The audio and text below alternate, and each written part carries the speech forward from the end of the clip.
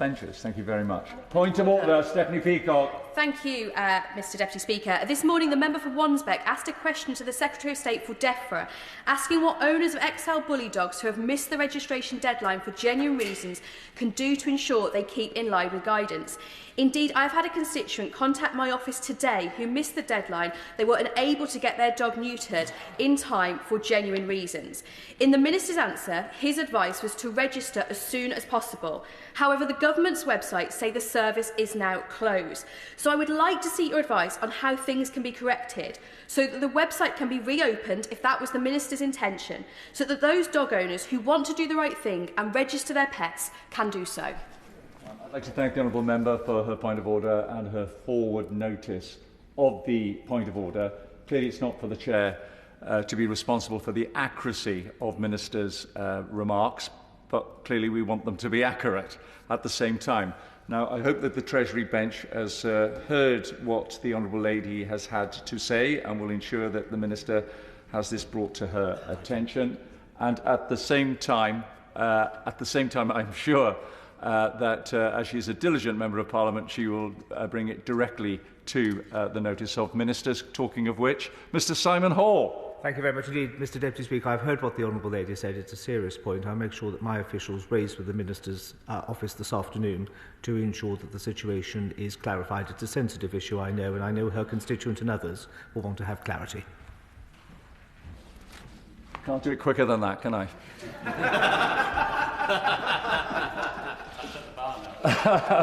Very high bar. I should quit now. Thank you very much, everybody. We're now going to move on to the motion on freedom and democracy in Iran. The mover of this particular debate has up to 15 minutes. Mr Bob Blackman. Deputy Speaker, and I'd like to thank the Speakers Collect and the Backbench Business Committee for the various arrangements that have had to be made because of the emergency business this afternoon. And I beg to move that this House condemns unreservedly the actions of the government of Iran and the violent conduct of the police in suppressing protests in that country. We are deeply concerned over Tehran's growing use of terrorism, espionage, cyber attacks and hostage-taking diplomacy, which restricts and eliminates the Iranian democratic opposition. The National Council of Resistance of Iran, NCRI, target in particular members of the organised opposition, namely the PMOI, MEK, both in Ashraf III, Albania, and the NCRI gatherings since 2018. A resistance that is struggling for establishment of a secular democratic republic and calls on European governments, especially the government of Albania, to counter Tehran's illegal activities and uphold the rights of members of the Iranian opposition in accordance with the 1951 Geneva Refugee Convention, the European Convention of Human Rights and international law. We are deeply concerned by reports of threats made to Iranian dissidents in the UK and urges His Majesty's government to include Iran's Islamic Revolutionary Guard Corps on the list of proscribed terrorist organisation and calls upon His Majesty's government to work with international counterparts to ensure that further sanctions are placed on Iran without delay and Iran is held to account for its illegal activities at home and abroad. Now, I'm truly horrified by the situation which is currently going on in Iran, which was sparked by the brutal murder of a young girl by the authorities whilst she was in police custody. Her crime, if you could call it a crime, was merely wearing her hijab in a manner which the IRGC determined as too loose. And I thank Mr Speaker in particular for allowing me on a number of occasions to debate this issue in the House. But I wish it was under different circumstances and that by now our government would have taken decisive action to prescribe the IRGC in its entirety. But the urgency for this charge is now more relevant than ever. Not only does the human rights situation in Iran remain absolutely dire, the uncertainty around the Middle East and spreading further afield at a rapid rate is predominantly driven by the funding and support from this exceptionally threatening, conniving and deceitful regime. I'll give way to my honourable friend. Thank you, Mr Speaker. I'm grateful to my honourable friend for giving way because he's making an absolutely excellent speech. But before he goes on to his next section, Would he agree that the Iranian people are locked in a vital struggle for justice, democracy and, in particular, for equality, and that this struggle must go on until the oppression of women stops in Iran, until the use of sexual violence as a means of oppressing women stops? I thank my honourable friend for that intervention. She must have looked at my next section on my speech. Because the IRGC literally run and rule Iran. They disregard democracy, freedom of expression and the basic human rights. The majority of people live in fear to speak out or engage in political matters in any form, with vigorous covert intelligence deployed to all parts of the country, seeking to sift out any potential opposition which may pose a threat to the regime.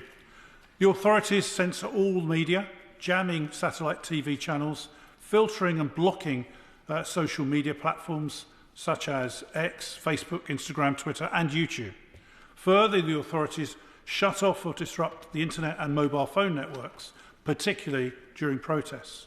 That's to suppress mobilisation and hide from civilians the sheer scale of the violations and privacy breaches taken by the security forces.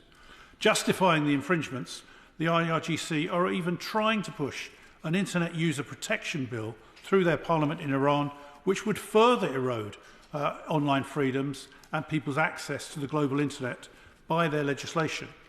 All opposition in Iran, whether it's independent political parties, trade unions, striking workers, protesters, civil society organisations, or simply truth-sharing journalists, are brutally suppressed. There's never been a clearer example of an undemocratic, self-claimed democracy. Political opposition frequently receives the harshest treatment from the regime, with Iran being the country responsible for the second highest number of executions each year, behind only China. Whatever people's views on capital punishment, it cannot be acceptable that this position persists. Now, the House will no doubt be aware and recall the uprising that took place in September 2022, sparking nationwide protests that continue even today. And I'd like to take the opportunity to honour the bravery of these people. It cannot be easy to stand up and speak for basic rights when there's a high likelihood that you or your family will be brutally targeted as a result. Now, following the riots, the UN Special Rapporteur on Human Rights in Iran, Javed Rehman, raised an alarm about the concerning trend of arbitrary arrests, detentions and executions targeting individuals for merely exercising their freedom of expression. I will give way to the honourable gentleman. I thank the member for giving way. He's making a brilliant speech on this subject. The dead hand of Iran is unfortunately everywhere, and its influence and its impact is incredible. And I would suggest it's even in this place. We have an APPG that has BIRD, that's the Bahrain Institute of Rights and Democracy, as its secretariat. And that is led by a man, Salad al-Wadi, who was outed as a front leader for the promotion of Iranian foreign policy. And in the Evening Standard a few years ago, it was established that the man called Salad al-Shabai, who was exposed in 2012 by the London Evening Standard as part of a terrorist group with links to Iran, that organisation and those people are part of a secretariat to an APPG here. And that needs to be exposed, and members need to take action. I thank the honourable member for raising that, and clearly that's on the record, and the House authorities will need to look at that particular issue. Now, recently released figures, of which I'm sure will have been generously tainted by the regime, that in 2023 alone, 870 executions took place, a 30% increase on the previous year. Many of these were women and children. Tens of thousands of political prisoners, the overwhelming majority being peaceful, have been arrested in Iran. Arrested for merely holding a sign or removing a headscarf. Once arrested, their treatment is utterly unfathomable. Amnesty International have recently reported that such atrocities the prisoners are subjected to include being beaten, raped, gang raped, psychologically abused. The list of horrors go on. Truly despicable, as my honourable friend referred to. Now, the plight of women remains intensely troubling. Women remain second-class citizens in Iran. They continue to receive intensified opposition from the regime. They face entrenched discrimination in both law and practice. They're subject to domestic violence, child marriage, unequal divorce and custody rights, mandatory dress code, restricted nationality and travel rights, unfair inheritance laws, to name but a few. Women in Iran have been jailed for merely singing in public or publishing their work on social media. Perhaps even more troubling, Iran celebrates the greatest number of female execution, beating even China on that particular front. Now, Amita Garawand was a 16-year-old schoolgirl, tragically killed through the brutality of the so-called Iranian morality police. Like Mahsa Amini, her only crime was refusing to wear her hijab. Sadly, stories of these are not isolated in Iran, and I'm sad to say they'll continue without significant intervention from international communities and the Iranian people. So I'm proud in this House alone we have an abundance of great women representing us, and their contribution is absolutely vital and championed by all of us. And it is shocking that in 2024 this is far from the case across many other parts of the globe. I'll give way again to my friend. Thank you, Mr Deputy Speaker. I'm very grateful to my honourable friend for giving way yet again, because he's making an absolutely brilliant first-class speech and shining a light on the despicable, brutal regime that there is in Iran. Would he agree with me that the brutal regime is literally on an execution spree at the moment, having executed more than 350 protesters and dissidents since the conflict in Gaza began? That is a rate of execution now at not far off 100 protesters per month. So would he agree that it is far, far long overdue now that the UK and our partners must demand that the UN Human Rights Council dispatches an international fact-finding mission to Iran to visit the regime's prisoners, to meet with political prisoners and detain protesters, so we can finally actually shine a global light on what is happening in Iran? And of course he's right that the IRGC should be prescribed. I thank my honourable friend. That was almost a speech rather than an intervention. I've had the privilege to visit Ashraf 3 on a number of occasions. This is home to some 2,700 Iranian refugees. The museum on the site exceptionally depicts the long struggle the people have endured, with brutal attacks and massacres occurring all too frequently. In Albania, the regime's claws continue to menace the people. The IRGC have repeatedly targeted the Albanian government through cyber attacks, disinformation and terror attacks. I'm saddened that on occasion, most notably in June last year, the camp was raided by the Albanian police forces. There have been reports of unjustified force being used and copious amounts of pepper spray. One man unfortunately died from the injuries he obtained. I'm almost certain that this attack was founded on false claims generated by the IRGC. The regime hold a power over Albania. Their continued attacks on cyber systems are used as a so-called warning to the government, blackmailing them so that if they do not suppress the rights of camp members, they will continue to attack. Now, I urge the Albanian government to stand up to these threats. No country should infringe their morals for fear of such a corrupt and wicked enemy. This is a time for Western allies to stick together and stand up to malicious terror acts. And I'm glad that our IPU delegation will be going to Albania shortly, and I hope they'll raise this issue. The Albanian Prime Minister has publicly said that residents of Ashraf 3 should not engage in any political activity, even peaceful conversation.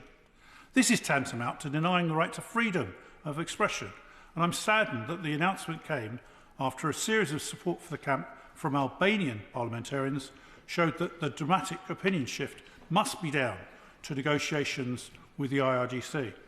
So I hope the Minister will assure the House that he will offer support to our Albanian counterparts, encouraging them to stand up to the regime and protect the rights of those in that camp who've already experienced too much brutality. Now, the debate comes today when the world has never been so unsafe. We have a war raging in Europe, attacks by the Houthis in the Red Sea, an illegal war in Gaza from the human rights terror group, Hezbollah in Lebanon, war in Syria, amongst other dangerous militant groups. The one thing that combines all of these is the IRGC. They stand as the head of the snake, funding, training and supplying weaponry to all these organisations. Their outreach and capabilities are frankly frightening. The IRGC have been found to supply drones and weapons to Russia as Moscow and Tehran deepen their cooperation, a partnership that is likely to continue and intensify as they commonly seek to weaken the West. Further, the IRGC provided significant funding and training directly to Hamas in the lead-up to the dreadful 7th of October attacks. Most recently, the Houthis in Yemen have targeted shipping lanes in the Red Sea. The Houthi militant group was set up by Iran and remains under its influence. Linked to these attacks, Iran announced that it has subsequently launched 3 satellites into low Earth orbit, which the United States believes can be used to more accurately target intercontinental ballistic missiles. Now, the regime in Iran not only ignites a threat to the international community, perhaps but most concerningly to the domestic security of the United Kingdom. Individuals with Iranian links or who have spoken out against the IRGC in this country have frequently been targeted. Further, MI5 announced last year they'd intercepted a significant number of Iranian-backed terror attacks. I will give way to the Honourable Lady. I'm grateful to the Honourable Member for giving way, and he is indeed making an incredibly powerful speech, so I congratulate him on having secured this debate. And he's quite right that we heard from the Director General of MI5 and then the Head of Counter-Terrorism Policing last year that they had intervened to disrupt up to 15 kidnapping and assassination attempts coming from Iran here within the UK. And it's why, actually, the argument for prescription is such a powerful one. This would not be merely symbolic, it would be about granting the security services and police forces here in the UK additional powers to truly dismantle any foothold that the IRGC has here in the UK that's allowing them to facilitate those assassination attempts, which we absolutely have to close down. Does he agree with me that that is why prescription would be so important? Thank you. I thank the Honourable Lady for that intervention. I would just say that the position here is the Iranian government are funding professional gangs to inflict attacks and violence on individuals in this country, and they have no mercy or morals as to how far they'll go. A Spanish politician and renowned vocalist against the regime was shot outside his home by a criminal gang employed by the IRGC. We must not allow these despicable attacks to occur on domestic soil. It's completely unacceptable that people in this country are being followed home or having to suppress their freedoms of expression for fear of being targeted. And I hope and urge the government to tackle this issue with urgency. The Iranian authorities have been targeting BBC Persian staff, predominantly based in the UK, and their families since 2009, in an attempt to intimidate them into stopping their work as journalists. The intimidation escalated in 2017 and has been at an unprecedented level since September 2022. They frequently receive credible death threats, threats of horrific violence, and thousands of abusive comments. Staff members have experienced increased threats to their personal safety on the online platform. Now, I myself was the subject and target of the Iranian regime, along with several colleagues back in 2016. We attended the annual gathering of the NCRI, with delegations from almost every major democracy, but an Iranian diplomat tried to bomb the conference. He had the audacity to smuggle the bomb through security in diplomatic bags. Thankfully, the Belgian authorities and French authorities apprehended the terrorists and no one was harmed. But if that had succeeded, there would have been a world war. Now, the Iranians assumed responsibility and forced the Belgian authorities to hand over this despicable diplomat, so-called diplomat, back to Iran, after they kidnapped 2 Belgian journalists, holding them as hostages. If this does not highlight to the government that we can't engage in dialogue with the regime, I don't know what will. So, the key point here is the current policy on Iran is not working. Their influence is stretching across the Middle East and further. It's time to look for an alternative solution, and I urge the government to prescribe this merciless regime with utmost priority. I'm aware that we've already placed sanctions on individuals, but we must go further. Until we start cracking down on the IRGC, they will continue to extort and suppress innocent people. Their military capacity is growing, and if they don't already possess it, although I have my doubts, their nuclear capabilities will also grow. The international community must wake up and protect countries like Israel by killing the initial piece of the chain. Without the funding and support from Iran, terrorists like Hamas would not be able to carry out their dreadful attacks. Iran will only feel the pinch with full prescription, and I reiterate my plea to the government to do so. Hezbollah is already prescribed. That's their birth child of the IRGC. Therefore, the IRGC must be too. Now, I've heard that rumours that the government's holding off such action in order to continue a line of dialogue. However, there's no honest or trustworthy dialogue to be had with this terrorist regime. Instead, we must show them that such action is not and will not be tolerated. Now, 50% of the IRGC's training efforts are through indoctrination, creating ruthless, more radical and committed generations. The dangers are only increasing, so we must act before it's too late. So in conclusion, Mr Deputy Speaker, it's high time we work together to banish this unlawful regime, to protect innocent protesters and to champion free democratic rights across the world, something we often take for granted. So to oppose the Iranian regime is no longer a political calculation, but a simple humanitarian choice. We must support the Iranian people and acknowledge the legitimacy of the Iranian opposition if we're ever to see a free and democratic Iran. Mr Deputy Speaker, I look forward to hearing colleagues from across the House. I know that several who wanted to take part in the debate have unfortunately had to leave, but I hope that we'll get excellent replies from my honourable friend the Minister and indeed from the opposition. The question is, as on the order paper. Order, if you could resume your seat. Mr Paisley, during your intervention on Mr Blackman, you made reference to an individual as part of a secretariat to a parliamentary all-party group here in Parliament. Very serious allegation. If you have any correspondence or information in relationship to that individual, could you please pass it to Mr Speaker, inform me, and I will follow it through. Further to that? Thank you for that ruling. I really do appreciate you taking us so seriously. I have made arrangements for the dossier of information, which is substantial, to be left with Mr Speaker this afternoon. I'm very grateful. Thank you very much. Mr Shannon. Thank you, Mr Deputy Speaker. And can I first of all congratulate the Honourable Gentleman for Harrow for setting the scene. His passion and interest in this subject matter is renowned in this chamber. I can, in my short time here, I can't remember where he didn't lead or was one of those who sponsored the debate. So I'm very pleased to come along and make a contribution. It seems that others who wish to speak, Mr Deputy Speaker, unfortunately have not been able to for various reasons. So it's unfortunate that probably in a way curtails the input of others, but I don't think it lessens the issue that the Honourable Gentleman has referred to. And I know when it comes to Iran that I've spoken up on many occasions. Indeed, we did yesterday in the Free Iran group and Madam Rajivi. And I know the Honourable Lady for Southend was there leading it and chairing it for a short period of time as well. So it's a big issue, massive issue. I declare an interest as Chair of the APPG for Freedom of Religious Belief, speaking up for those with Christian faith, those with other faith and those with no faith. And very clear to me, Mr Deputy Speaker, is the issue not just of the right to express yourself religiously and the beliefs that you so have, but also to stand up for human rights as well. The issue of freedom and democracy in Iran, especially in freedom of religion or belief, continues to escalate. It is depressingly so, and for that reason this debate is so important. Violations of religious freedom or belief happen frequently and continue to escalate in Iran. The Honourable Gentleman is right to outline Iran's danger to the peace in the Middle East.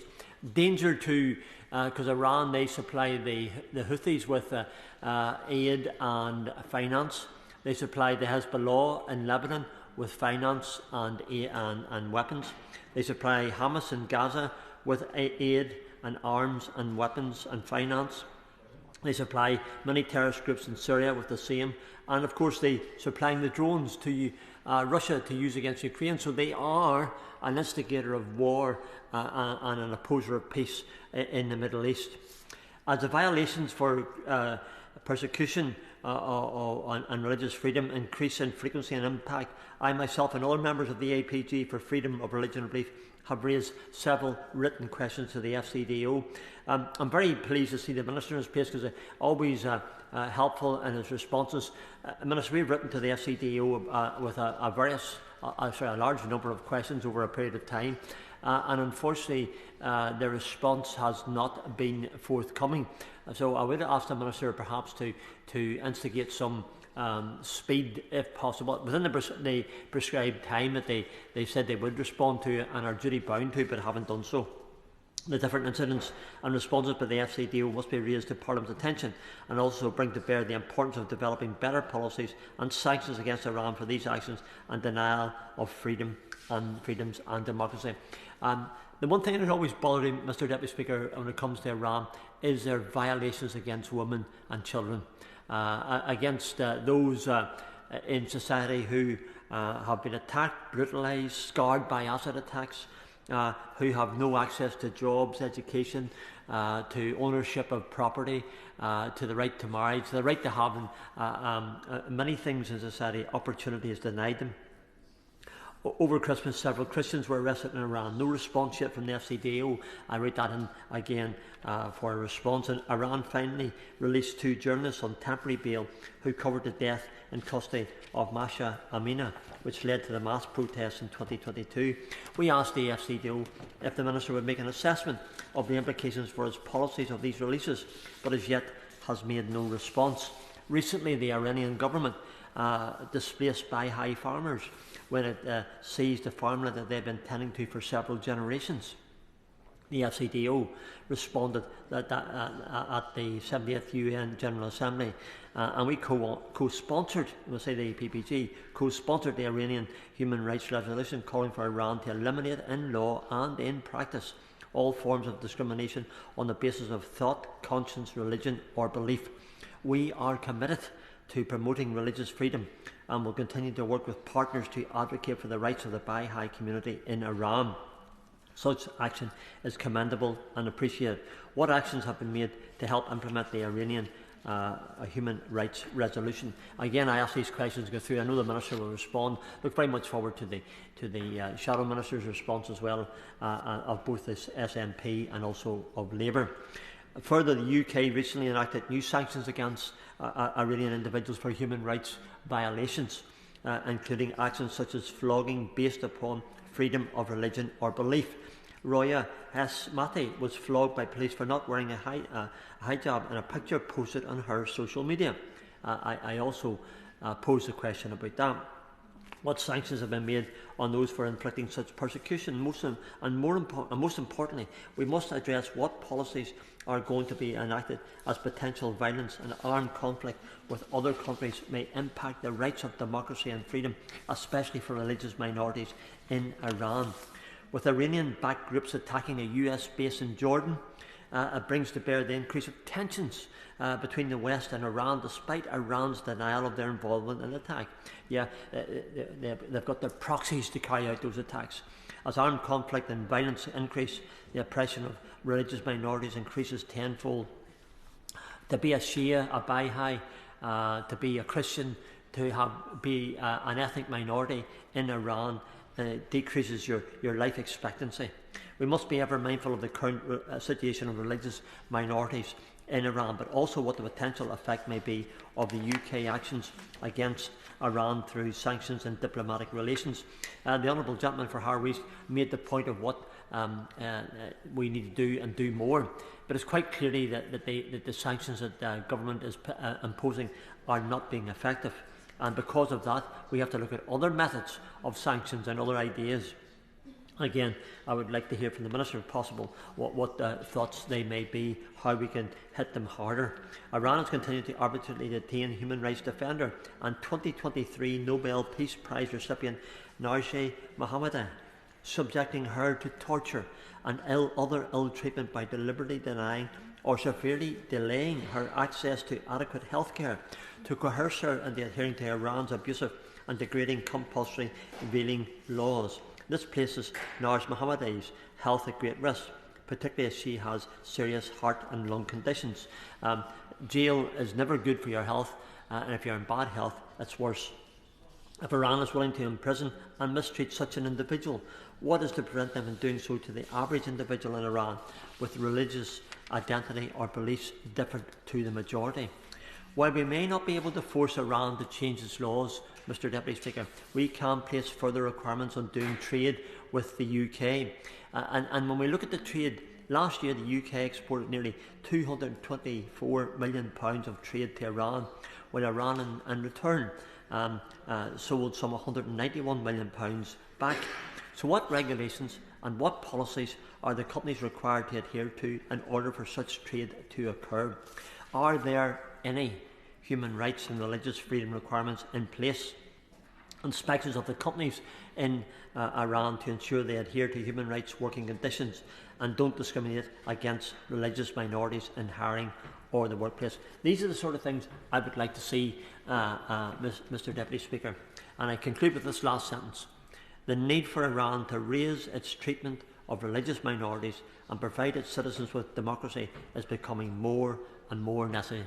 That's why this debate today by the Honourable Member for Harrow East is so important, and we do look and hope that the response from everyone and ultimately from the Minister will be one that will give us heart. Today I speak, Mr Deputy Speaker, as you know, for my brothers and sisters in the faith in Iran who do not have the opportunity to worship their God as I do, and for that reason I think I have to be here to speak for them. Thanks so much. Thank you very much. Martyn Day.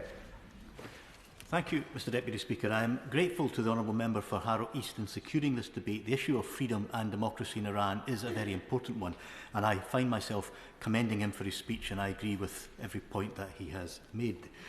The issue, as we've heard, is really about lack of democracy and lack of freedom. Elections, of course, will be held on the 1st of March to Iran's Parliament, which in no way can be considered free, fair or credible. It is more of a selection than an election. With the unelected 12-strong Guardian Council having the power to approve candidates and with a track record of barring moderates and reformers from standing, it's no surprise that many candidates have already been disqualified. And this body can also veto laws made by the Parliament. Now, my litmus test for fair, free and credible democratic elections is, can any individual freely stand for election, and can any individual vote in secret for any individual who's standing? And then, can the sovereignty of the people be exercised by their representatives? And clearly Iran fails on all of these counts. The reality is Iran is ruled as a totalitarian theocracy. It is not a democracy. Ultimate power rests in the hands of the country's supreme leader, Ayatollah Ali Khamenei, and the unelected institutions under his control. Corruption persists across all levels, with powerful actors like the Islamic Revolutionary Guard Corps operating beyond scrutiny. Media and civil society face restrictions, hindering their role as independent watchdogs for ensuring transparency and accountability.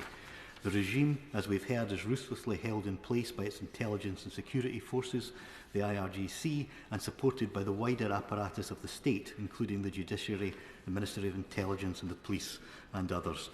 Iranian authorities have extensively used Iran's repressive machinery to censor discussion of these issues and persecute women, human rights defenders and anti-death penalty activists.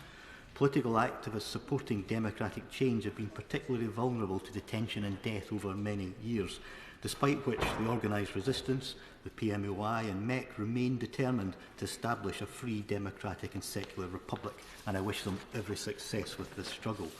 The level of oppression and human rights abuses by the current regime in Tehran is truly appalling, and it's getting worse.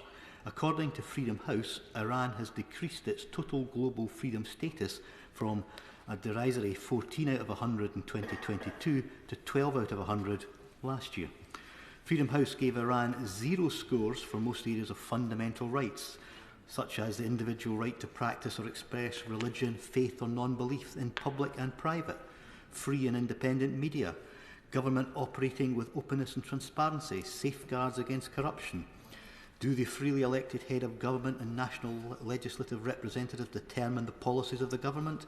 And fair and free elections. The UN Special Rapporteur on the situation of human rights in the Islamic Republic of Iran expressed alarm at, and I quote, the disproportionate number of executions members of minority communities, in particularly the Baloch and the Kurdish minorities, and I would share this concern. Last year, at least 864 people were executed, the highest figure since 2017. Any use of the death penalty is unacceptable to me, and I believe this substantial increase reflects the regime's inability to suppress the protests which have arisen. Women lack equality and face discrimination in both law and practice. Examples include a woman's testimony in court being given half the weight of a man's and unequal compensation for victims' families. Women also face disparities in inheritance rights.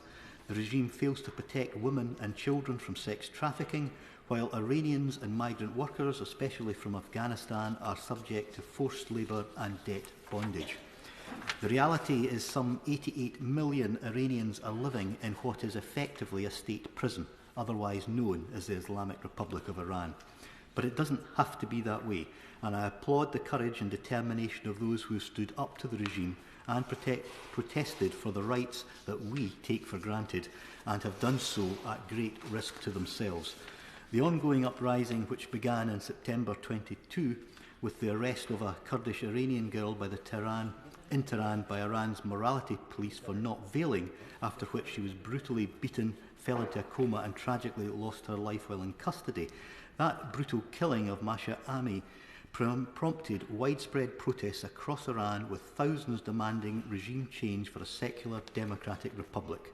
The ongoing uprising has resulted in over 800 unlawful deaths, including minors and women, and of course additionally around some 30,000 Iranians face cruel treatment in their jails, including torture and sexual violence, highlighting the dire situation in Iran. Ultimately, Iran's future must be decided by its own people. But given they have virtually no avenues for reform, the people have no option but to resist, to demonstrate, to defend themselves, and to seek alternate forms of opposition. Iran has been witnessing a massive popular uprising, a call for freedom and democracy, largely led by women and young people. I've heard it described by some as a revolution, and I hope it is a successful one.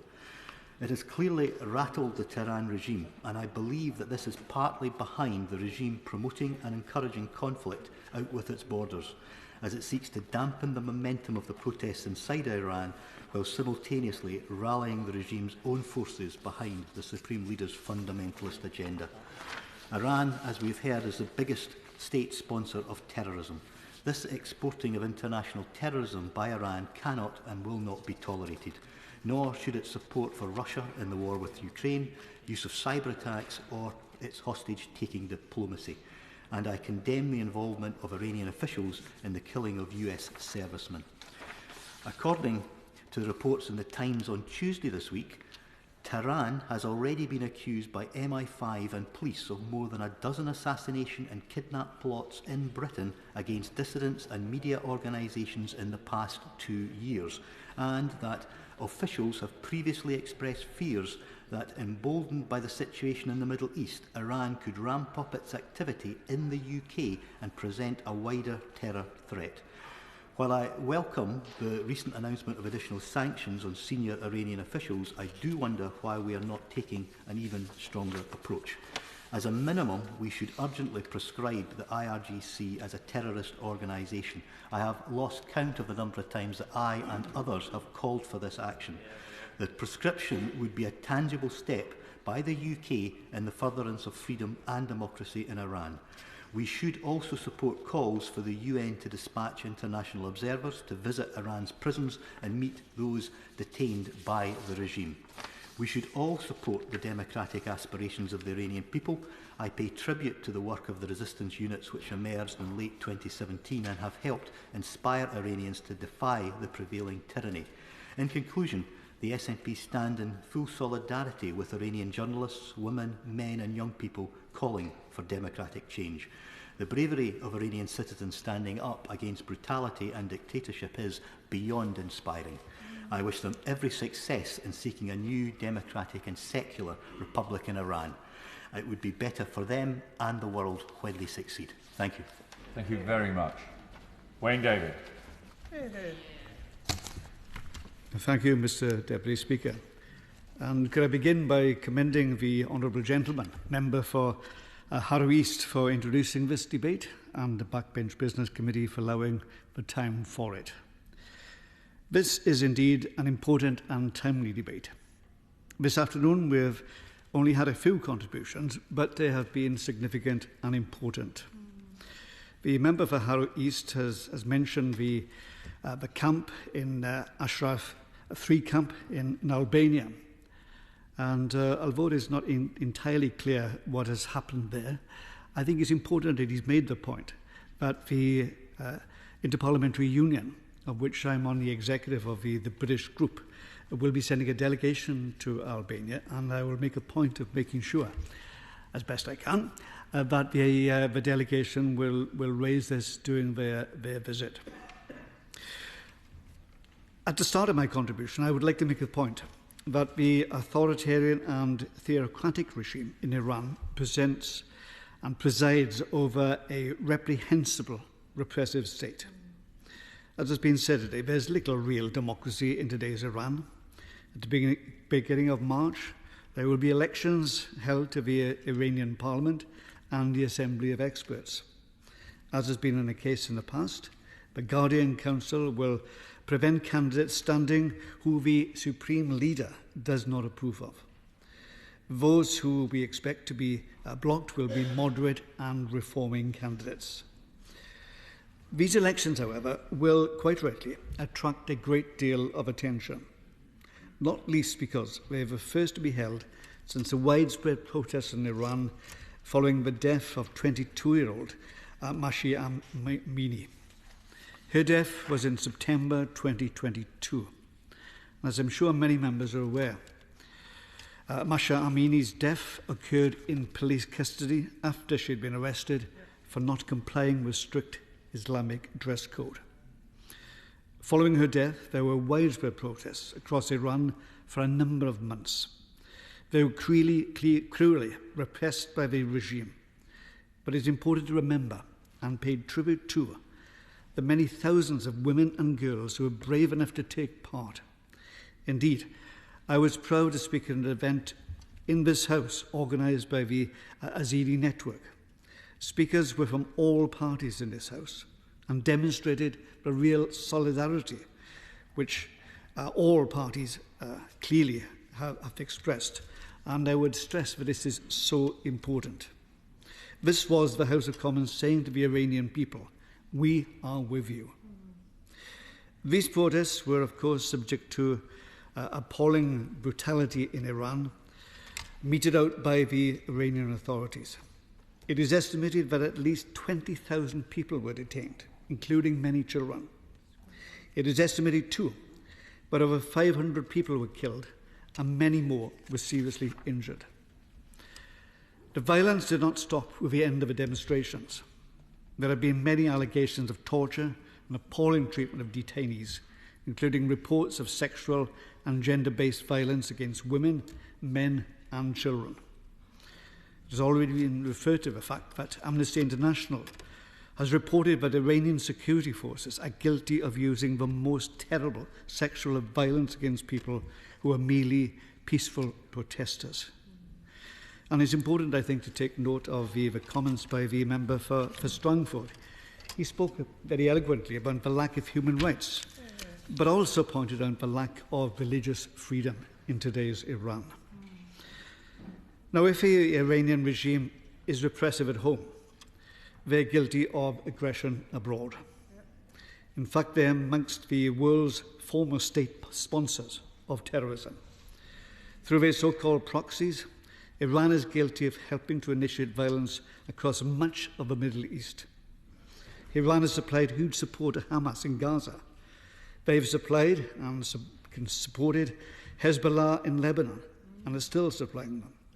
In Iraq, including in Kurdistan and in Syria, Iranian-sponsored militants have attacked US forces, and on Sunday, an Iran-backed group was responsible for a drone attack on a US military base in Jordan. This resulted in the death of 3 American soldiers and the injury of many other people. As we all know, the Houthis again closely linked to the Iranian regime, have been conducting missile and drone attacks on international shipping in the Red Sea. The US and the UK have, of course, been undertaking surgical strikes against Houthi targets in Yemen, and Labour is on record as supporting this proportionate action. Further afield, the Iranian regime has developed close links with Russia and has supplied large numbers of drones which have been used in Ukraine. There can therefore be absolutely no doubt about the Iranian regime's malign influence across the Middle East and the world. On Tuesday, I raised the issue of Iran's disruptive activities across the globe with the Minister for Development at FCDO Questions. He indicated that the Foreign Secretary was in the region that day and was holding meetings on this very issue. He also said that the government was, in his words, working closely with Jordan, Egypt, Qatar, Israel, Saudi Arabia and America. So I would be appreciative if the Minister in his reply could indicate how these meetings went and how the ongoing discussions will now proceed on this important issue. We are also very aware that Iran is active in this country. The head of MI5, and this has been stated by a number of members, including indeed the member for Harrow East, has previously referred to potential threats by Iran to kidnap or kill British or UK-based people. In 2015, the police discovered an Iranian-linked bomb factory in London, and since the beginning of 2022, the Iranians have been responsible for at least 15 potential threats against British or UK-based individuals, and this has been recognised by a number of members here this afternoon. Now, earlier this week, The Times reported that a number of members of the Iranian diaspora who have spoken out against the Iranian regime have been warned by counter-terrorism police that they face an increased threat. It is also important to note that the Iranian authorities have been systematically targeting BBC Persian staff. They have been intimidating their families in Iran, but also intimidating staff in this country. Since the protests in Iran in 2022, the BBC security team have reported that the risk to the personnel staff of BBC Persia has, quote, increased. Because of these very real threats, I believe that the sanctions which have been introduced and further ones that have been announced should be welcomed.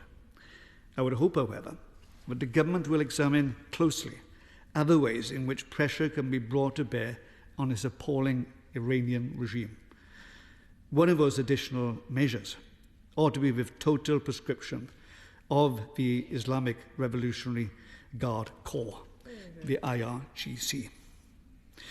I understand there's an ongoing debate in government about this, but if the government does not bring forward appropriate measures that would lead to a total ban on the IRGC in this country, if they don't do it, Labour will do it if it forms a government, and if the government does it now, Labour will support it.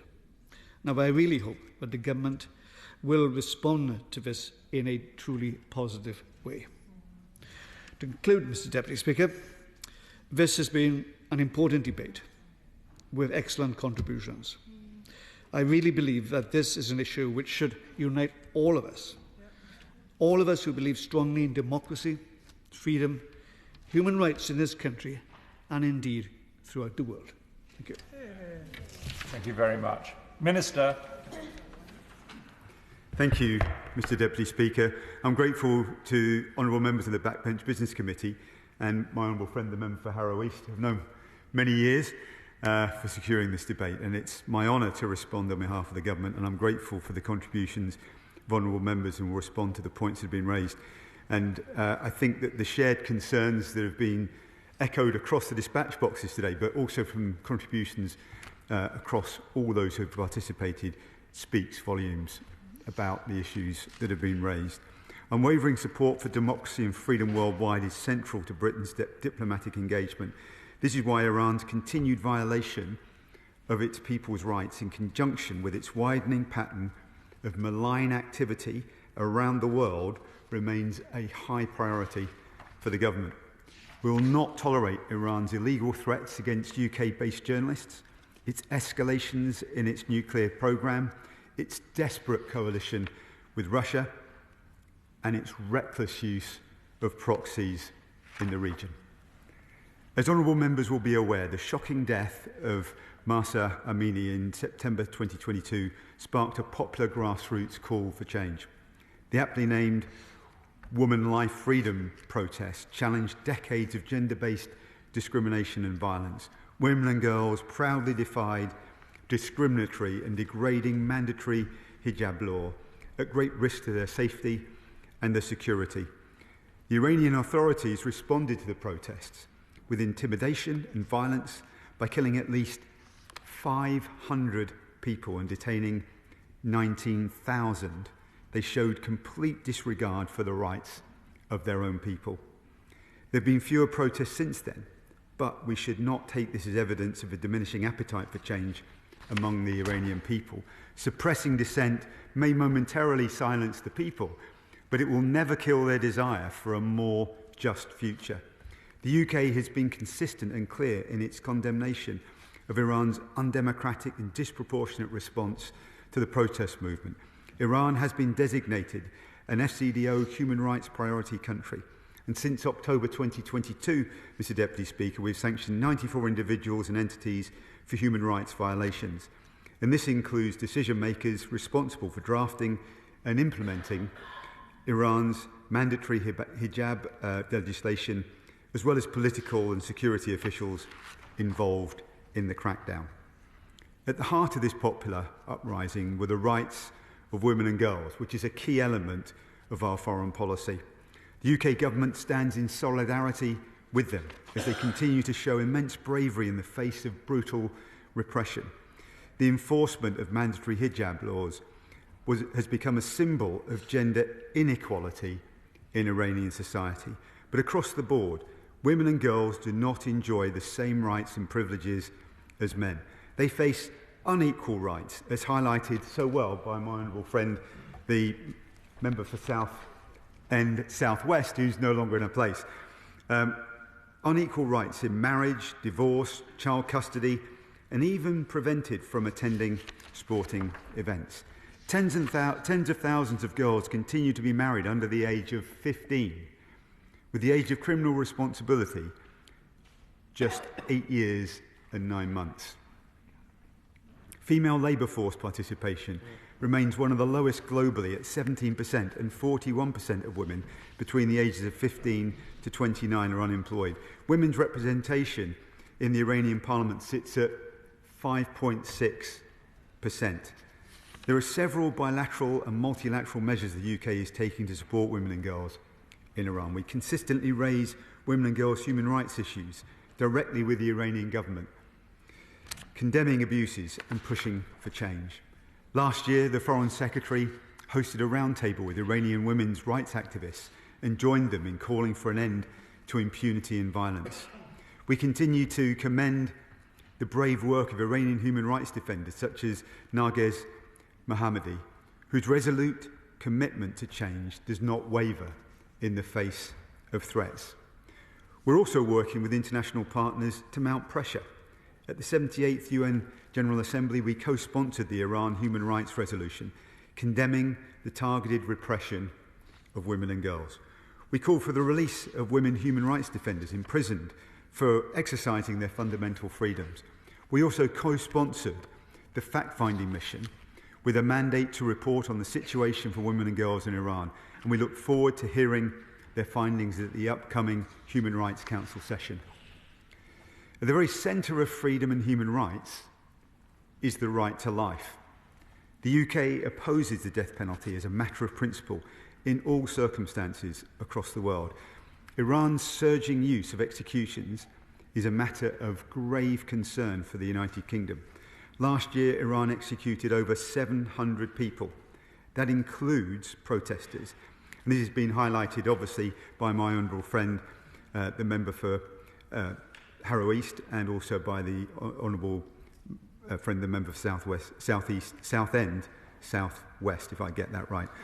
Far too often, the death penalty is imposed absent of any fair trial or due process, and ethnic minorities such as Kurds and Baluchis make up a disproportionate number of executions, as highlighted by the Honourable Member for Linlithgow and East Falkirk quite rightly.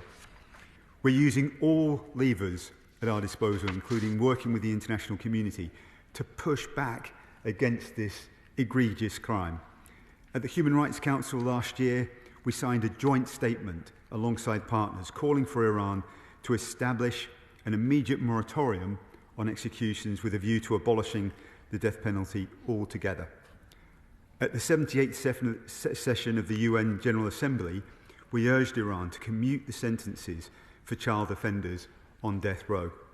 We'll continue to monitor Iran's imposition of the death penalty on protesters, and we have made clear to Iran, both in public and in private, our opposition to their application of the death penalty. Turning now to the important issue of freedom of religion or belief, an issue that's close to the heart of my honourable friend, the member for Strangford, and indeed my own and others who have been involved in this debate today. It's very clear that religious minorities face continued abuses of their most basic rights. Religious minorities, including Baha'is, Christian, Sunni Muslim communities, suffer discrimination in law and practice, including in access to education, in employment, political office, and the most basic of all, places of worship. In the international sphere, we've called on Iran to allow every individual the right to freedom of thought, conscience, religion or belief in accordance with its obligation under the International Covenant on Civil and Political Rights. In October, we called on Iran to release imprisoned elderly and medically vulnerable Baha'is and reasserted our commitment to working with partners to promote the rights of Baha'i communities in Iran. And I'll follow up on the responses from FCDO that my honourable friend was talking about. We can discuss that after this if he would like to. We continue to leverage our relationships with human rights organisations and religious communities in the UK to highlight and condemn abuses.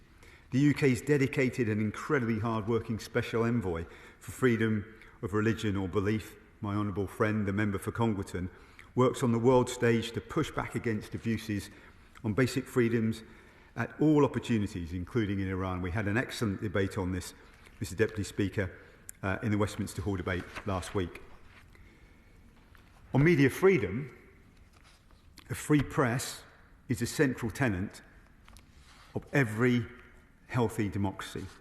Iran, once again, falls short in this area too. Two women journalists, as has been highlighted today, who reported on Mahsa Amini's death and subsequent protests were given lengthy prison sentences simply for doing their job, while the Iranian authorities continue to use surveillance to censor and coerce the population. As a member of the Media Freedom Coalition, we, the UK, have called upon Iran to respect its commitments under international law. This also means cooperating with all UN bodies and mandate holders, including the UN Special Rapporteur, who is responsible for reporting on human rights abuses in Iran. During the debate, we heard concerns about BBC Persian correspondents. We remain committed to ensuring that journalists at home and abroad can do their jobs without fear of retribution. The government's law enforcement and security services continue to work with international partners to identify and deter and respond to threats to UK journalists, including BBC Persian. Last week, we sanctioned members of the IRGC for an assassination plot against UK-based Persian language journalists, Iran International. Our priority is the safety and security of the UK and the people who live here. Since January 2022, the UK has identified at least 15 threats highlighted by the Honourable Member for Halifax and indeed the opposition front bench towards the lives of UK-based individuals, including journalists. And that is clearly unacceptable. The UK government, law enforcement and our international partners are working together to ensure Persian language media can operate without editorial interference and threats from Iran. I give way. I thank the Minister for giving way, and I'm glad he's reflected on that point. And it's why I just say again that to prescribe the IRGC would not be symbolic, it would be to reflect the very serious threat that they pose to those journalists in particular here in the UK, and equip our security and police forces with additional powers to really go after those individuals. I am aware that where we've got certain institutions or bases where we've got concerns that they've got links with the IRGC, it seems as though we're sending in the Charities Commission to undertake those investigations. Now, I hold the Charities Commission with the utmost respect, but actually it's because we've got a lack of other powers that we're able to really send in those forces that we need to recognise the threat that the IRGC poses and drive it out of this country. Minister. I thank the honourable member for her contribution, which I know she feels passionate about, as I also know that my honourable friend, member for Harrow East, feels strongly about, and that was exactly the next point I was going to come to. Honourable members have raised the issue of the IRGC, and we've already sanctioned the IRGC in its entirety. She'll be familiar with what I'm about to say, but I will say it on the record. Notwithstanding, we have real concerns about the intent and activities of the IRGC, but the separate list of terrorist organisation prescriptions is kept under review, but we do not routinely comment on whether an organisation is under consideration. We are actively disrupting Iranian malign activity through a range of tools. This is about using the effective measures to curb Iran's destabilising activity, which she highlights, as others have through this debate as well. The UK maintains sanctions on over 400 Iranian individuals, entities and aligned groups for roles in weapons proliferation, regional conflicts, human rights violations and terrorism. And more than 47 IRGC officials have been sanctioned since October 2022. Comments have been made about Iran's interference in other countries, notably today in Albania, which is typical of its nefarious tactics. We support partners in the face of pressure from Iran, and we'll be interested to learn from the honourable member from Caerphilly's visit and the IPU's visit, and if there's any other intelligence we need to learn from, we'll gather that in. And I'm also conscious of points that have been raised by the honourable member for North Antrim, who's no longer in his place, about this sad case involving the Secretariat of the APPG. And clearly, we'd be very interested to see the dossier that's given to the Speaker, as well as appropriate, Mr Deputy Speaker, and we'll do anything that we can to follow up. Points have been made about Iran's nuclear programme. It's never been more advanced than it is today and threatens international peace and security. And Iran's behaviour since those negotiations have made progress much more difficult, and we're working with our international partners to coordinate our response. We're clear that Iran poses an unacceptable threat to Israel, including through its long-term support for Hamas. And in December, designations were made under our new Iran sanctions regime, targeting the head of the IRGC Quds Force and IRGC individuals and an entity linked to Iran's relationship with proxy groups such as Hamas.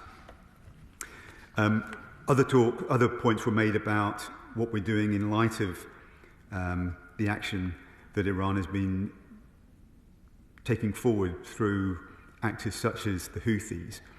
The targeted strikes that have been supported on both sides of the House are, as said today, limited, necessary and proportionate. And military action, of course, is always a last resort. And we continue our diplomatic efforts, talking to countries in the region, such as Oman and Turkey, points that the honourable member for Caerphilly was interested in. However, we provided warning after warning, including at the UN Security Council and directly to the Iranian Foreign Minister, and yet the Houthis have continued these attacks. And if necessary, the UK won't hesitate to respond again in self-defence. We can't stand by and allow these attacks to go unchallenged. Mr Deputy Speaker, in conclusion, it's clear that Iranian authorities are imposing policies at odds with the values of freedom and democracy. And as has been said across the chamber, their elections upcoming are clearly not going to be free and fair, or not address the concerns set out in this debate. So long as this remains the case, we'll continue to work across government and with the international community to hold Iran to account for this unacceptable behaviour. Within Iran, the repression of women and girls, the uninhibited use of the death penalty and violent crackdowns on dissenting voices cannot go unchallenged. But this is also true of Iran's behaviour in the region and beyond. We will continue to work with international partners to make clear to Iran we won't stand for destabilising activity that threatens our values and our security, and indeed the security of the region. Like the Iranian people, we want to see an Iran that respects the rights and freedoms of its citizens and respects international law and norms. That's why we're urging their leaders to listen. Listen to the Iranian people who are calling for a better future. I'm grateful for the Minister's comments in relation to the dossier that's being passed to the Speaker in relationship to the APPG. Last 2 minutes, Bob Blackman. Thank you, Mr Deputy Speaker. And with the leave of the House, I will just thank honourable members from across the House, where we are sending a joint message to those people that are currently administering Iran, that we want to see a free and democratic Iran, women in particular having the rights that they would enjoy in this country and other countries around the world. And indeed, we are already witnessing the fact that the United States is likely to take action over the next few days against Iranian targets as a result of the 3 soldiers that were murdered recently. We must recognise, and the Honourable Minister laid out a series of different measures that we're taking as a country to combat Iran and in particular the IRGC. But it's clear it's not working. The number of executions continue to increase. The nefarious activities of the IRGC continue. So I find it very difficult to understand why we don't take the ultimate step, and that's prescribe the IRGC in its entirety. I, for one, and I know members across the House, will continue to lobby for that to be done. I understand the Minister can't answer that today, but the government need to consider this and come forward. When we've prescribed Hamas, Hezbollah and recently Hizb ut-Tahrir, surely the head of the snake must be prescribed. And then we can look forward to a free and democratic Iran, and actually, as we always say, next year in a free and democratic Tehran. The question is, as on the order papers, may I say aye? Contrary, no. I think the ayes have it. The ayes have it.